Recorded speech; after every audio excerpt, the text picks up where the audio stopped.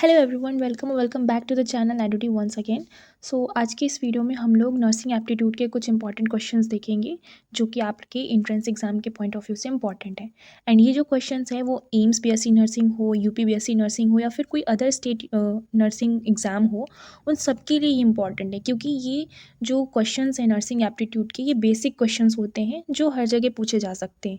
ठीक है, तो जो भी स्टूडेंट नर्सिंग एस्पिरेंट्स हैं तो उन लोगों के लिए ये इंपॉर्टेंट क्वेश्चंस हैं।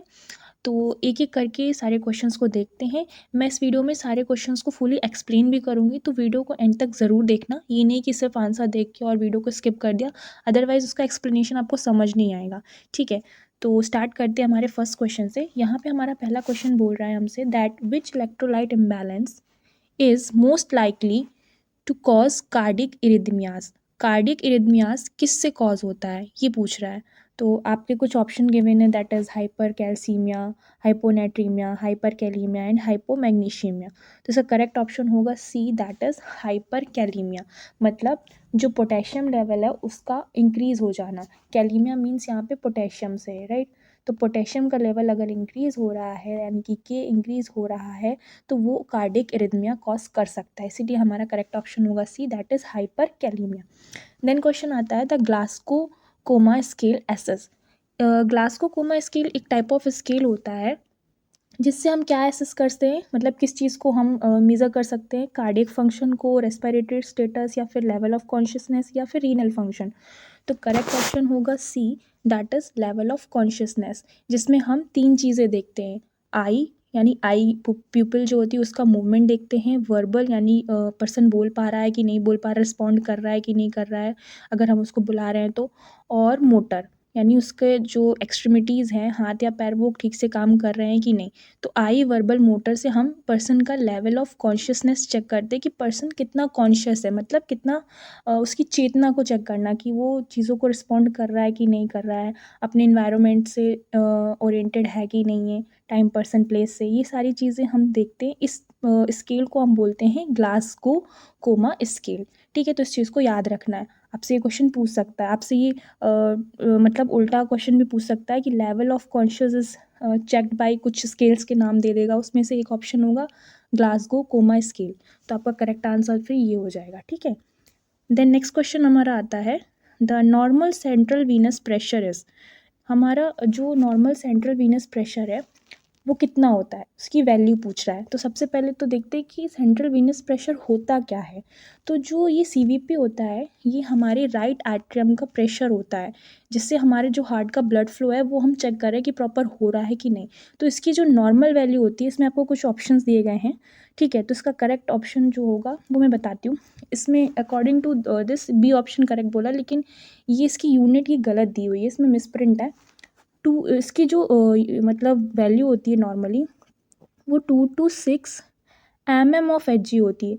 और अगर मरकरी में पूछे यूनिट अगर दी है तो फिर 2 to 6 होगा, लेकिन यहाँ पे आपको देखो सेंटीमीटर H2O में दिया है, तो ये ऑप्शन गलत हो जाएगा। फिर अगर ऑफ Hg है तो 2 to 6 इसकी वैल्यू होगी। अगर सेंटीमीटर H2O में है तो फिर 5 to 10 सेंटीमीटर H2O इसका आंसर होगा।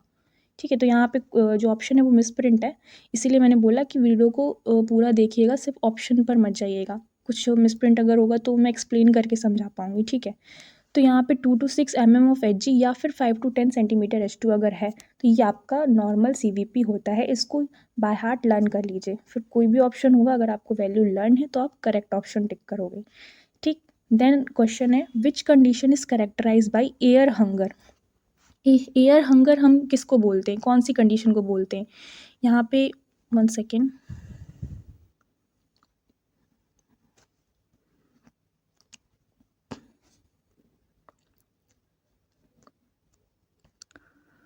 तो हम कहाँ पे थे, क्वेश्चन नंबर 4 पे, that which condition is characterise by air hunger. ठीक है, तो इसमें कुछ आपको कंडीशन यानी ऑप्शंस के तौर पे दिए हैं। एनीमिया यानी खून की कमी होना, हाइपोक्सिया यानी ऑक्सीजन लेवल कम हो जाना, हाइपरटेंशन या फिर हाइपरग्लाइसीमिया। तो इसका करेक्ट ऑप्शन होगा बी, हाइपोक्सिया। क्यों? हाइपोक्सिया का मतलब होता है ऑक्सीजन की कमी। तो ऑब्वियस सी बात है, अगर हमारी बॉडी में ऑक्सीजन की कमी है, यानी हम ऑक्सीजन के लिए भूखे हैं, तो एयर हंगर इसको नॉर्मली हम बोलते हैं। इसीलिए इसका हाइपोक्सिया जो कंडीशन होती है उसको एयर हंगर के नाम से कैरेक्टराइज किया जाता है। ठीक है, देन हमारा 5th क्वेश्चन आता है, that is heparin acts as. Heparin आपने नाम सुना होगा, तो ये किस तरह से एक्ट करता है, इसका क्या काम होता है? ऑप्शन है dissolving clot, preventing clot formation, increasing platelet count या इन्हेंसिंग कोएगुलेशन। तो करेक्ट आंसर होगा इसका आंसर प्रिवेंटिंग क्लॉट फॉर्मेशन। मतलब जो खून के थक्का हमारा जमता है उसको क्लॉट बनने से रोकना ही हेपेरिन का काम होता है। यानी ये एक तरीके से एंटी कोएगुलेंट का काम करता है। ठीक है, तो करेक्ट आंसर होगा हमारा बी, इस चीज़ को याद रखना। देन है the most common site for intramuscular injection. Injection कई टाइप के होते हैं, आपने पढ़ा होगा, आपको आगे पढ़ने को मिलेगा, दैट आईवी वीनस में सीधा लगता है, आईएम लगता है, सबक्यूटेनियस लगता है या इंट्राडर्मल लगता है। ठीक है, तो यहाँ पे आईएम की बात कर रहा है, यानी इंट्रामस्कुलर इंजेक्शन की जो कॉमन साइट है, कहाँ पे हम नॉर्मली लगाते हैं, एडल्ट्स में यानी बड़े लोगों में। तो ऑप्शन है डेल्टॉइड मसल में, वेंट्रोग्लूटियल पे, डॉर्सोग्लूटियल पे या वेस्टस लैटरलिस पे। तो इसका करेक्ट ऑप्शन होगा आपका बी, वेंट्रोग्लूटियल। मान लीजिए ये आपकी थाई है, ठीक है, ये तो थाई का जो ये लेटरल थाई वाला पोर्शन होता है, यहाँ इधर पे अगर आप लगा रहे हो, इसको हम वेंट्रोग्लूटियल साइट बोलते हैं।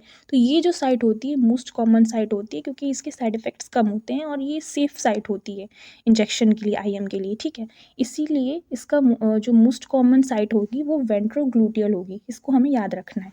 ठीक, देन नेक्स्ट क्वेश्चन है, विच acid base imbalance is seen in COPD. COPD में कौन सा एसिड बेस इम्बैलेंस देखने को मिलता है? Metabolic acidosis, metabolic alkalosis, respiratory acidosis या फिर रेस्पिरेटरी एल्कलोसिस। तो इसका करेक्ट ऑप्शन होगा आपका सी, रेस्पिरेटरी एसिडोसिस। अभी होता क्या है, तो रेस्पिरेटरी एसिडोसिस का मतलब होता है, एसिडोसिस मतलब क्या, कि एसिडिटी का लेवल बढ़ रहा है। ठीक है, तो रेस्पिरेटरी एसिडोसिस के केस में क्या होता है ना, जो CO2 का लेवल होता है वो इंक्रीज़ हो जाता है। और COPD जो डिसीज़ होती है हमारी, क्रोनिक ऑब्स्ट्रक्टिव पल्मोनरी डिसीज़, इस डिसीज़ कंडीशन में हमारी बॉडी में CO2 का लेवल बढ़ जाता है, जिसकी वजह से जो pH है ब्लड का वो कम होने लगता है। और कम pH यानी HIN की संख्या का बढ़ना, तो जिसकी वजह से अगर pH की वैल्यू कम हो रही तो ऑब्वियस सी बात है कि एसिडोसिस होगा।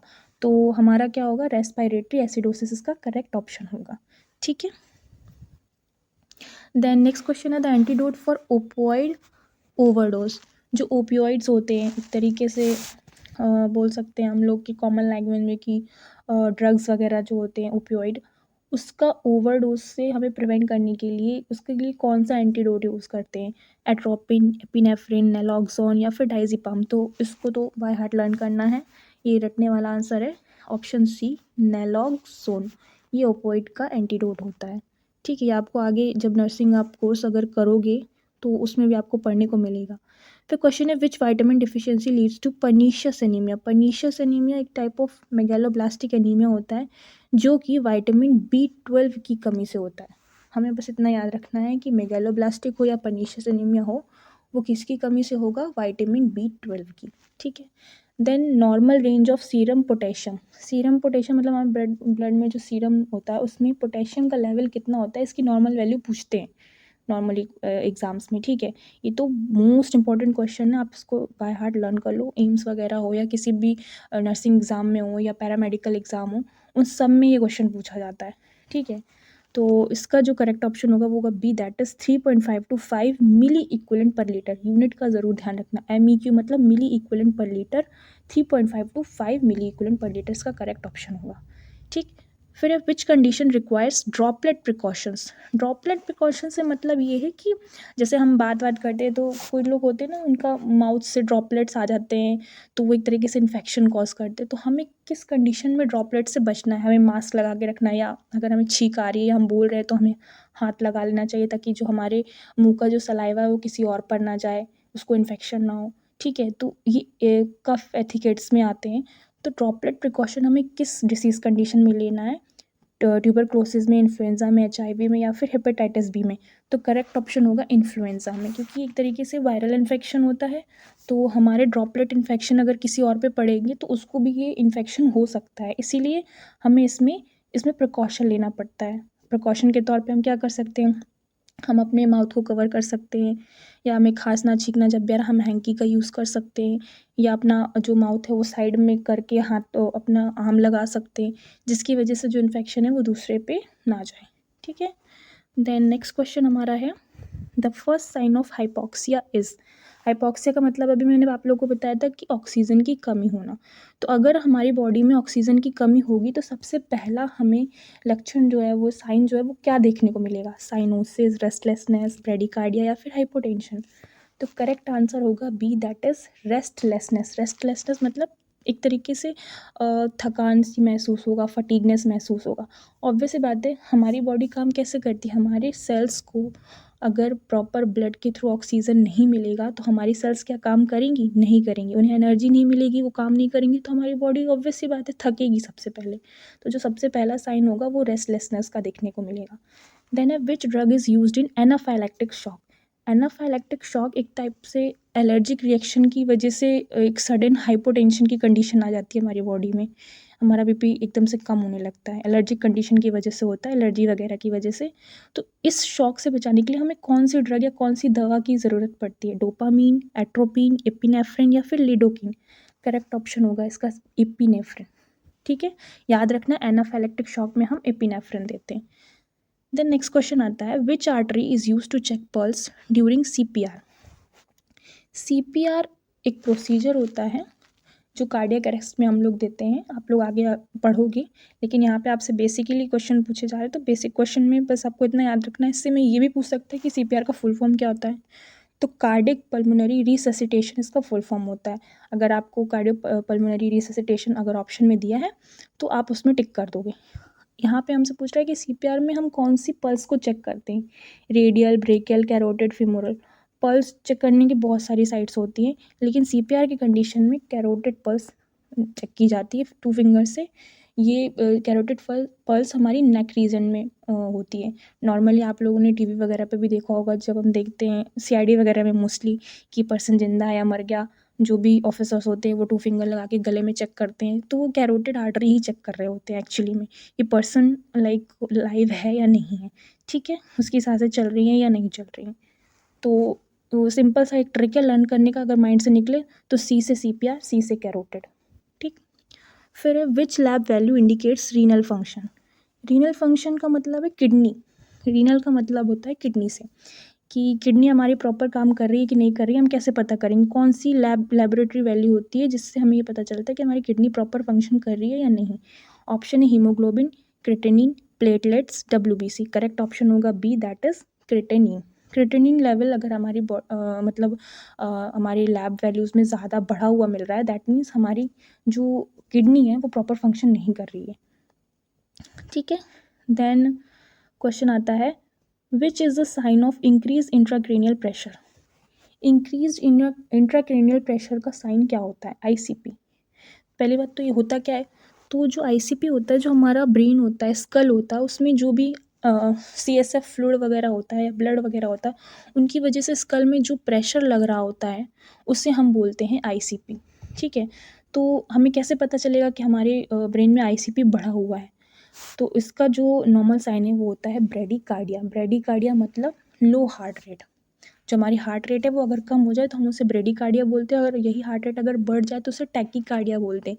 ये भी अपने आप में एक क्वेश्चन है, आपसे पूछ सकता है, तो इसे भी इन टर्मिनोलॉजीज को भी आपको याद रखना है कि ब्रेडिकार्डिया मतलब होता है लेस हार्ट बीट का कम हो जाना, और टैकीकार्डिया इंक्रीज्ड, ब्रेडिकार्डिया डिक्रीज होता है, टैकीकार्डिया इंक्रीज हार्ट बीट। ठीक है, फिर नेक्स्ट क्वेश्चन है, the primary purpose of triage. Triage एक टर्म होता है, वो किस लिए यूज़ किया जाता है, इसका मेन पर्पस क्या होता है? तो यहाँ पे ऑप्शन है आपका, ट्रीट ऑल पेशेंट, सभी पेशेंट को ट्रीट करने के लिए, prioritise care based on severity, and next option है डायग्नोस डिसीज या प्रोवाइड मेडिकेशन।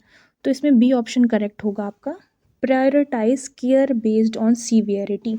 मतलब ट्राइएज में कुछ कलर कोड्स होते हैं, आप पढ़ोगे आगे आने वाले टाइम पे, जैसे कि येलो, ग्रीन, रेड, तो उन कलर के बेसिस में हम पर्सन की प्रायोरिटी सेट करते हैं कि किसको पहले देखा जाएगा या किस पेशेंट को पहले ट्रीट किया जाएगा। फॉर एग्जांपल इसमें कलर होते हैं रेड, येलो, ग्रीन, ये ब्लैक, ठीक है, इस तरीके से कलर कोडिंग होती है। तो रेड मतलब होता है इमरजेंसी, मतलब अगर कुछ बहुत सारे पेशेंट हैं लेकिन अगर उसको हम रेड कोड के अकॉर्डिंग ट्रीट करेंगे, ट्रायज में ले जाएंगे, तो मतलब सबसे पहले हमें उस पेशेंट को देखना है क्योंकि वो बहुत ज़्यादा ही क्रिटिकल कंडीशन में।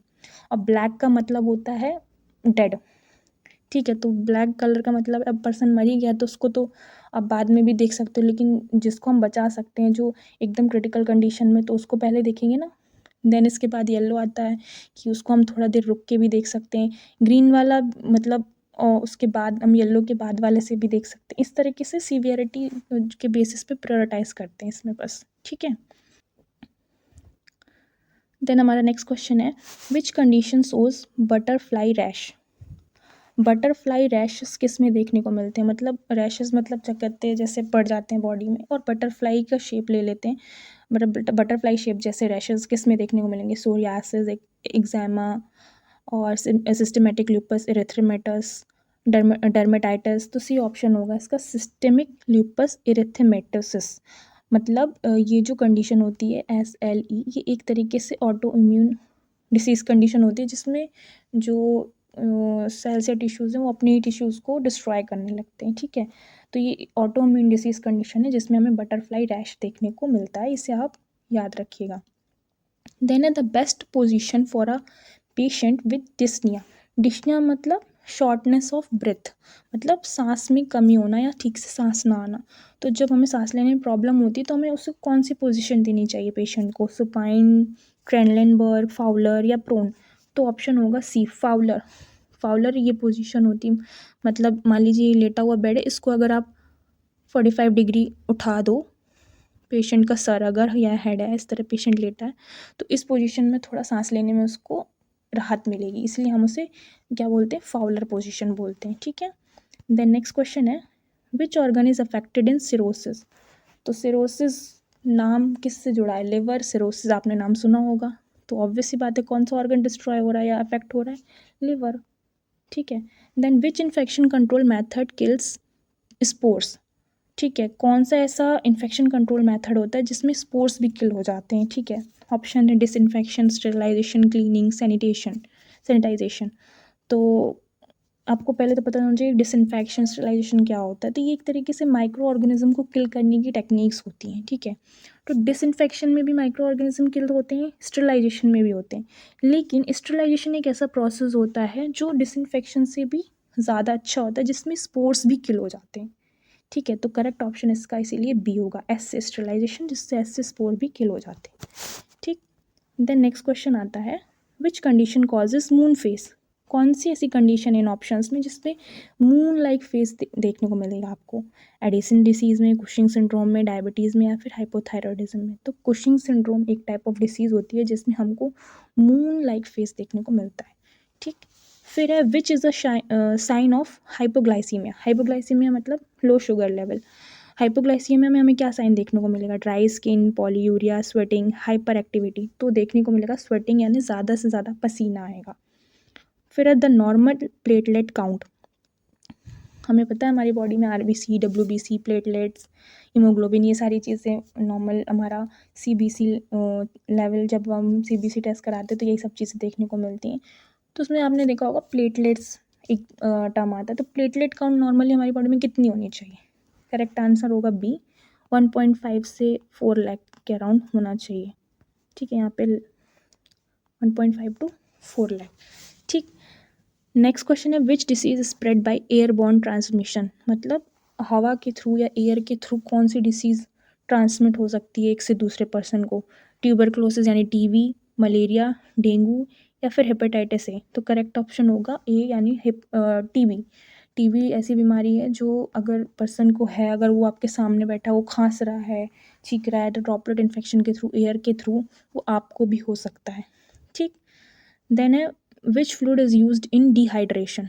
कौन सा फ्लूइड यूज़ किया जाता है डिहाइड्रेशन में, यानी अगर किसी को पानी की कमी हो जाए, हम उसे हॉस्पिटल लेके जाएं, तो आपने देखा होगा डॉक्टर क्या होता है, सबसे पहले बॉटल लगा देते हैं, बॉटल चढ़ाओ, तो उस बॉटल में फ्लूइड होता है, तो कौन सा फ्लूइड आप उसको दोगे, डेक्सट्रोज दोगे, नॉर्मल सलाइन दोगे, या पोटेशियम क्लोराइड दोगे, या कैल्शियम ग्लूकोनेट दोगे। तो करेक्ट ऑप्शन होगा नॉर्मल सलाइन, यानी NS। बोलते हैं ना NS की बॉटल चढ़ा दो, तो वो नॉर्मल सलाइन ही होता है। ठीक है, डिहाइड्रेशन में हम पेशेंट को वही फ्लूइड देते हैं, ये आपको याद रखना है। फिर है which is the most sensitive indicator of oxygenation. Oxygenation यानी पर्सन में O2 की मात्रा कितनी है, कितनी कमी है, कितनी ज़्यादा है, वो उसको कौन इंडिकेट करता है, पल्स, BP, SpO2 या टेम्परेचर। तो करेक्ट आंसर होगा SpO2। SpO2 लेवल हमारा अगर 90 या 95% के ऊपर रहेगा, दैट मीन्स हमारा ऑक्सीजन सैचुरेशन एकदम सही है। अगर इससे भी कम आ जाता है तो ऑक्सीजन सैचुरेशन हमारा बॉडी का सही नहीं है। ठीक है, तो उसे हमें मेंटेन करने के लिए ट्रीटमेंट देना पड़ता है। देन है which nerve controls diaphragm movement. Diaphragm के मूवमेंट को कौन सी नर्व कंट्रोल करती है, vagus nerve, phrenic nerve, sciatic या फेशियल। तो करेक्ट ऑप्शन होगा फ्रेनिक। ये आपको याद रखना है, ये रटने वाला क्वेश्चन है कि डायफ्राम के मूवमेंट को कंट्रोल कौन करता है, फ्रेनिक नर्व। देन है which is the earliest sign of shock. किसी पर्सन को शॉक की कंडीशन आ गई, वो शॉक में चला गया पेशेंट, तो कैसे पता करोगे, क्या सबसे पहले आपको कौन सा साइन देखने को मिलेगा कि इस पर्सन को शॉक आ रहा है, शॉक लगा है। हाइपोटेंशन होगा, साइनोसिस होगी, टैकीकार्डिया होगा, या ब्रेडिकार्डिया होगा। तो करेक्ट ऑप्शन होगा C, टैकीकार्डिया। अभी मैंने दोनों टर्मिनोलॉजी का आपको मतलब समझाया था। ब्रेडिकार्डिया मतलब डिक्रीज हार्ट रेट, और टैकीकार्डिया मतलब इंक्रीज हार्ट रेट। तो अगर पर्सन का या पेशेंट का हार्ट रेट एकदम से बढ़ गई है, दिल की धड़कन एकदम से बढ़ गई है, यानी पेशेंट जो है वो शॉक में जा रहा है। तो ऑप्शन होगा tachycardia. Then last but not the least, हमारा इस वीडियो का लास्ट क्वेश्चन है which condition is cause by insulin deficiency. Insulin आपको पता है एक तरीके का हार्मोन होता है, तो इंसुलिन हार्मोन की कमी की वजह से कौन सी कंडीशन कॉज हो सकती है हमारी बॉडी में, हाइपोग्लाइसीमिया, डायबिटीज़ मेलाइटस, हाइपरटेंशन या फिर अनीमिया। तो करेक्ट आंसर होगा डायबिटीज़ मेलाइटस। डायबिटीज़ की कंडीशन किसकी वजह से होती है, इंसुलिन की कमी से। ठीक है, so this is all about this video, जिसमें मैंने अराउंड 30 क्वेश्चन आप लोगों को एक्सप्लेन किए, और ये इंपॉर्टेंट क्वेश्चंस में से ही लाइक चूज़ किए हुए क्वेश्चन है, जो कहीं ना कहीं किसी न किसी एग्ज़ाम में पूछे गए हैं। ठीक है, सो आई होप आप लोगों को ये वीडियो अच्छा लगा होगा। Thank you so much for watching it.